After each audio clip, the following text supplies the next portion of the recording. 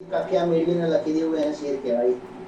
હવે આપણે રદીફ કાફિયા પર જઈએ. ચલો તમારે કહેવાનું છે કે આપણે બેવ જણ કેમ મળતા રહ્યા, એટલે એકબીજામાં મળતા રહ્યા. આમાં રદીફ કયો છે? મળતા રદીફ રદીફ રહ્યા છે રહ્યા રહ્યા. બરાબર છે. કેવી રીતે મેઘાવીબેન ભૂલા પડ્યા. આગળ જોતી હતી. બંને મિત્રામાં છેલ્લો શબ્દ, છેલ્લો અંતિમ અને સરખો જ હોય, બદલાય નહીં. રદીફ ક્યારેય ના બદલાય. રદીફ એટલે રબર સ્ટેમ્પ, એ ફિક્સ બધામાં આવે છે. કાફિયા બદલાય, મળતા અને બળતા. કાફિયા એ મળતા અને બળતા. તો મળતા ગાગા છે, બળતા ગાગા છે. બરાબર. તો મળતા અને બળતા કયો કારાંત છે એમાં? આકારાંત. આ કારાંત છે. કયો છે? આકારાંત. અનુસ્વાર વાળો કારાંત છે. જો મળતા બળતા અનુસ્વાર વાળો છે. બરાબર. સામાન્ય મળતા બળતા નથી. અનુસ્વાર વાળા જ કાફિયા આપણે લેવા. હવે બીજા કાફિયા તમે કહો મને, મળતા અને બળતા જેવા. મળતા જડતા. મળતા અળ આવું જોઈએ ને, અળ આવું જોઈએ ને. ડ ડ મળતા અળ અળ કળતા અળ આવું જોઈએ બધું. કળતા અચ્છા અળને પણ જવાનું પડશે ને. મળતા બળતા ઓગળતા ગળતા.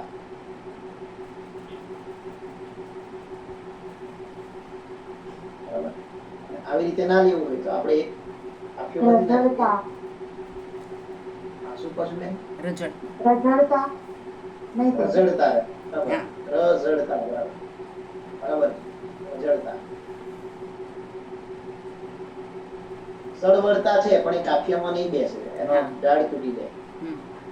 સળવળતા, ટળવળતા, ઝળહળતા આ બધા કાફિયા છે, પણ એ હમ. આપણા જે રાગ છે એ પ્રમાણે હમ. અને છંદ પ્રમાણે ઓકે એટલે ના લઈ શકીએ. એટલે કાફિયાની ચોઈસ એકદમ પર્ટિક્યુલર હોવી જોઈએ. આપણે શેર સૌથી પહેલા આપણે કાફિયો જ વિચારવાનો કે હું કયો શબ્દ લઉં કાફિયા રદીફ તરીકે તો મારી ગઝલ આગળ વધે. ચુસ્ત કાફિયા હોય તો પછી આપણે બે મતલા બનાવવા પડે. મતલા એટલે પહેલો શેર. હવે આ તો મારો કાફિયા અને રદીફનો શેર છે. તમને હું કાફિયા આપું છું, એક લીટી બનાવવાની તમારે. જડતા રહ્યા, નડતા રહ્યા, પડતા રહ્યા, રડતા રહ્યા, છળતા રહ્યા. છળતા પણ આવશે. છળવું એટલે છળ કપટ કરવું. કાફિયા લખો 10-12 જેટલા આવડે એટલા.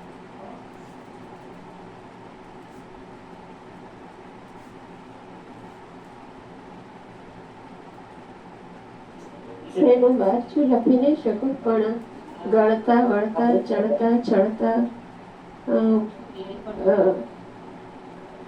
રળતા સળતા આવું કંઈક મને આવડે છે સર. પડતા.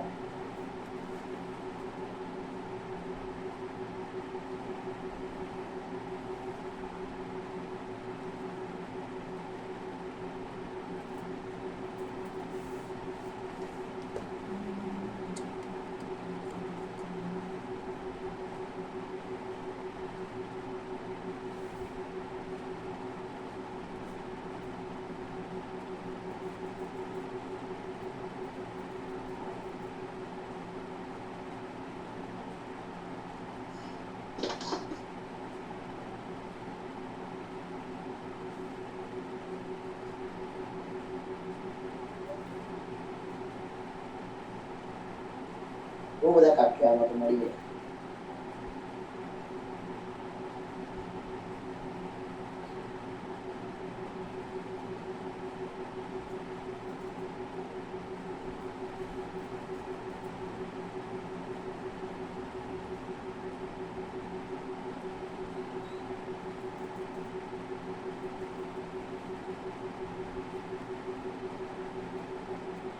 ચાલો તમે જે કાફિયા લખ્યા ને, જડતા રહ્યા. બરાબર. જળતા રહ્યા, પડતા રહ્યા, રડતા રહ્યા, નડતા રહ્યા.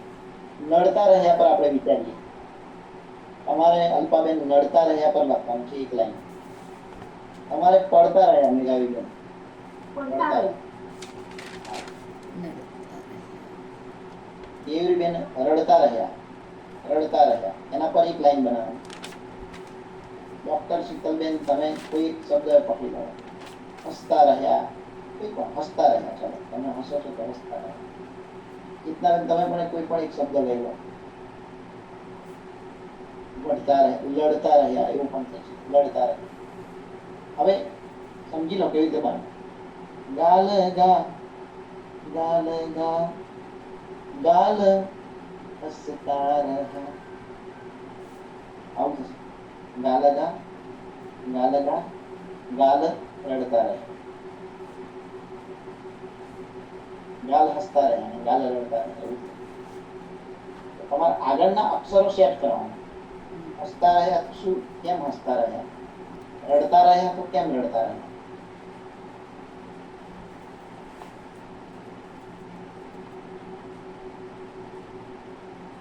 ગમતા રહ્યા તો કેમ ગમતા રહ્યા?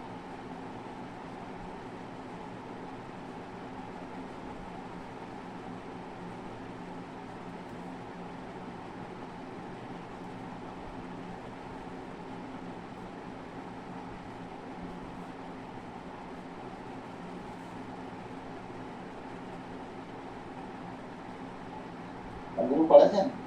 બહુ જ અઘરું પડે છે. એક લીટી આવડી ગઈ ને તો સમજાણ તમને ગઝલ આવડી ગઈ.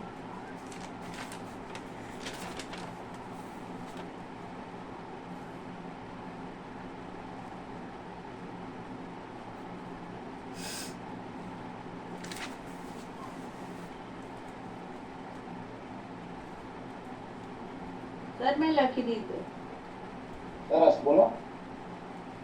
તમે એટલી હદે નડતા રહ્યા કે તમારી યાદ આવી ને અમે રડતા રહ્યા. તમે એટલી આપણે છંદમાં લખવાનું છે. સર એ બધું બેસું છંદમાં જ. પણ એ જ કહું છું કે પહેલું ગાલગા નક્કી કરો. એટલી આ ગાલગા થયું. એટલી હદે, હદે તો લગા થયું તો આગળ એક ગા ઉમેરવો પડે ને.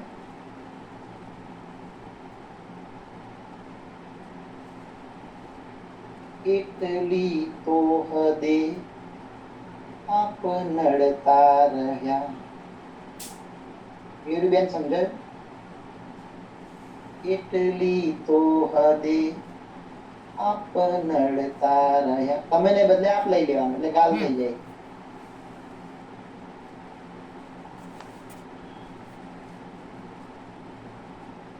પછી નડતા રહ્યા પછી શું બોલે?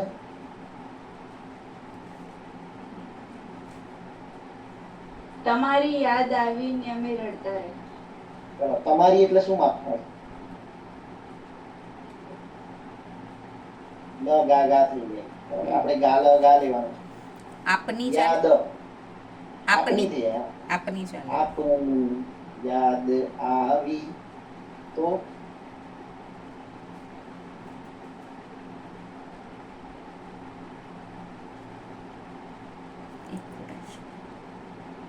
આપની યાદ આવી તો સ્મરતા રહ્યા. યાદ આવી તો સ્મરતા રહ્યા.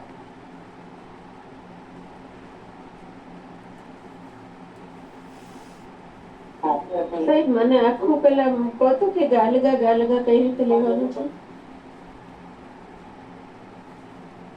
આપણે કાફિયા લીધા છે. હસતા રહ્યા, રમતા રહ્યા, વસતા રહ્યા, મળતા રહ્યા, પડતા રહ્યા.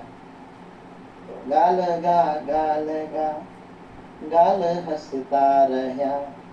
ગાલ ગા, ગાલ ગા, કેમ મળતા રહ્યા. આવી રીતે ચાંદની રાતમાં આપ મળતા રહ્યા.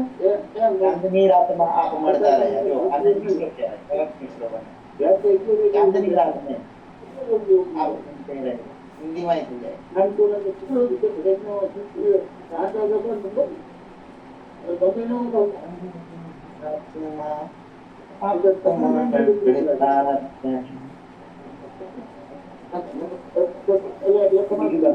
કોને હાથ